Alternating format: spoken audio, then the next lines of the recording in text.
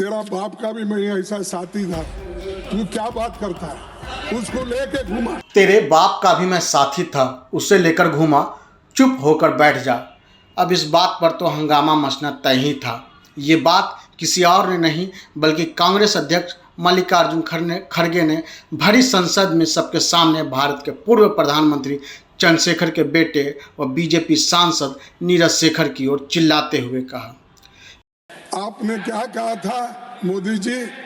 मोदी जी ने कहा था रुपए अस्पताल में है। हाँ, तेरा बाप का भी मैं ऐसा साथी था।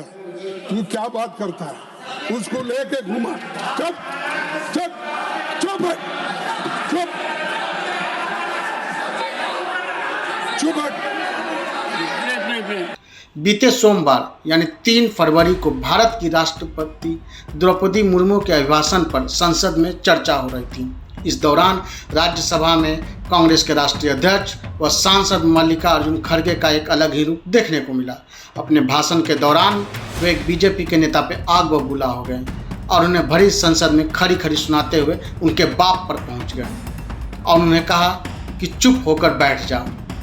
दरअसल राज्यसभा में डॉलर के मुकाबले रुपए की गिरती कीमत के मुद्दे पर मल्लिकार्जुन खड़गे बोल रहे थे। तभी बीजेपी सांसद नीरज शेखर ने बीच में उन्हें टोकते हुए कुछ बोला।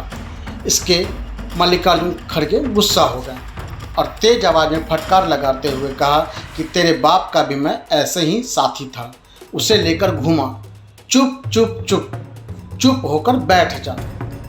खड़गे के इस बयान के बाद तो संसद में हंगामा होना तय माना जा रहा था। हालांकि राज्यसभा स्पीकर व उपराष्ट्रपति जगदीप धनखड़ के बीच बचाव के बाद मामलों को शांत कराया गया। अब यहाँ सवाल उठता है कि कौन है नीरज शेखर जिन पर आग बबूला हो गए खड़गे।